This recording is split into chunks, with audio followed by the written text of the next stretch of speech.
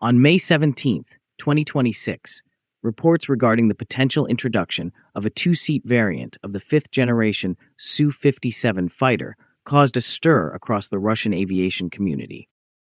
The information first appeared through military blogs and aviation-focused Telegram channels, which claimed that a new aircraft modification had already begun initial taxiing trials at a factory airfield. The topic quickly attracted attention both inside Russia and internationally, even though the United Aircraft Corporation, the Russian Ministry of Defense, and Sukhoi have still not officially confirmed the reports. The reason for the sudden attention is actually pretty simple. Throughout the entire history of the FGFA and Su-57 program, the public had only ever seen a single-seat version of the aircraft. For years, many aviation observers believed that modern fifth-generation fighters no longer needed a second crew member at all. Advanced automation, artificial intelligence, integrated sensors, and digital flight systems were all designed to reduce pilot workload dramatically. But recent developments in drone warfare and changing export requirements may have altered that equation in a very big way. And this is where the story starts getting genuinely interesting. The Su-57 is no longer an experimental aircraft hidden behind closed hangar doors.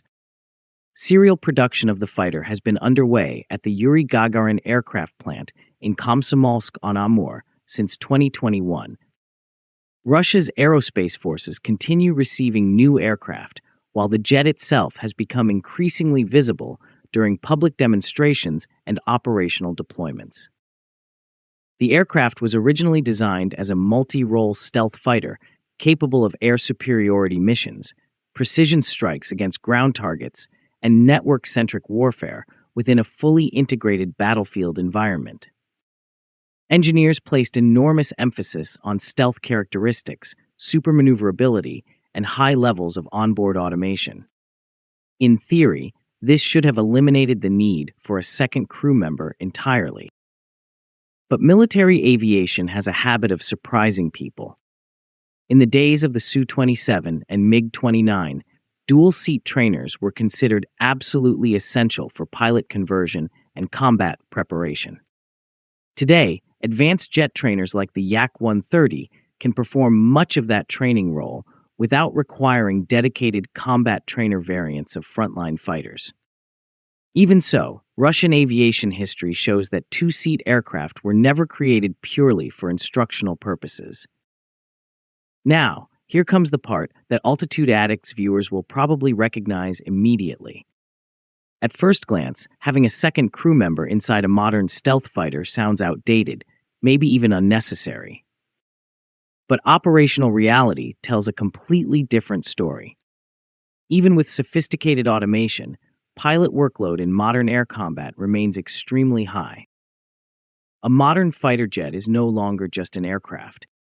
It is effectively a flying command center packed with radars, sensors, electronic warfare systems, communication networks, and precision-guided weapons. Pilots are expected to monitor airspace, track threats, coordinate with allied forces, and make split-second tactical decisions almost simultaneously. Honestly, that is a ridiculous amount of information for one human being to process at Mach speeds. This exact philosophy led to the development of the Su-30.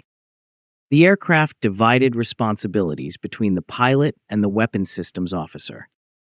One crew member focused on flying and aerial combat, while the second managed radar operations, tactical coordination, weapons deployment, and situational awareness. The concept proved extraordinarily successful. The Su-30 eventually became one of Russia's most successful fighter exports. India in particular embraced the Su-30 MKI as the backbone of its combat aviation fleet. The Indian Air Force considered the second crew member a major operational advantage, especially during long-range and multi-role missions. And then there is the MiG-31. Despite the aircraft's age, every version of the Interceptor remains a two-seater. The second crew member plays a critical role in target tracking, long-range patrol operations, and the deployment of advanced weapons systems like the hypersonic Kinzhal missile. So no, the second seat never really disappeared from Russian aviation thinking. But drones may be the biggest reason this entire conversation is returning now. Pilot training is no longer the main motivation behind a two-seat Su-57. The real driver is unmanned aviation and the growing concept of manned-unmanned teaming, often shortened to MUM-T.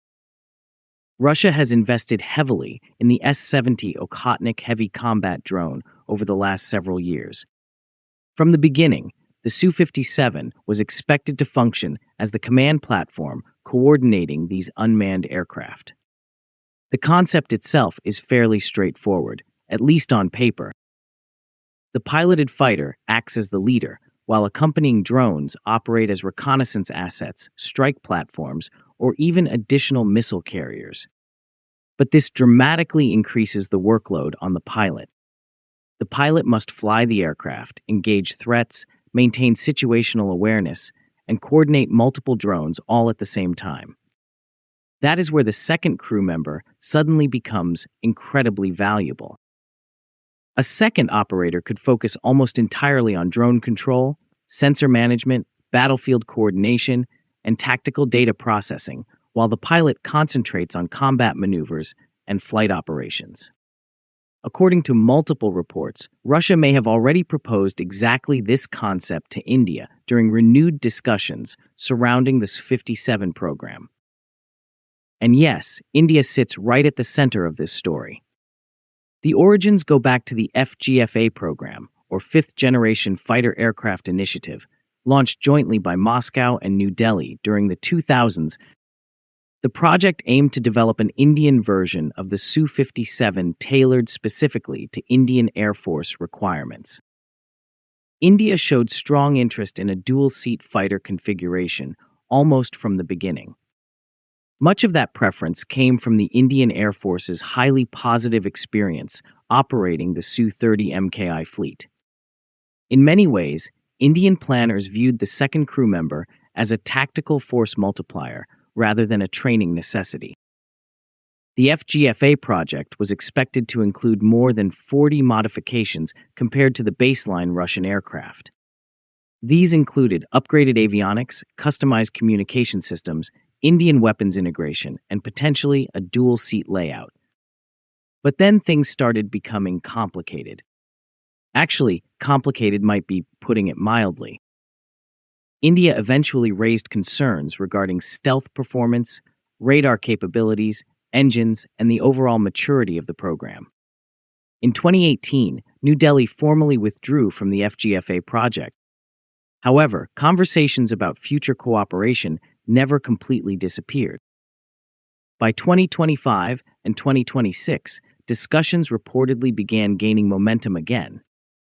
India remains increasingly concerned about China's expanding fleet of fifth-generation fighters, including the J-20 and the emerging J-35.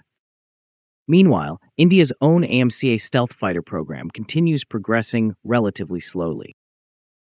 According to reports circulating in Russian media, Moscow has now begun offering a much broader partnership package.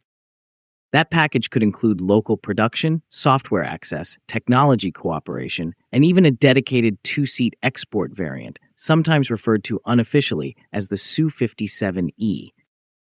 Whether those negotiations actually succeed is another question entirely. But here is where the story becomes even bigger than India or exports. Military planners around the world are increasingly focused on sixth-generation fighter concepts.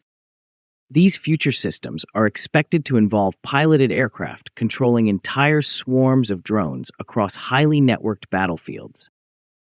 The United States is already pursuing these ideas through programs like NGAD and collaborative combat aircraft.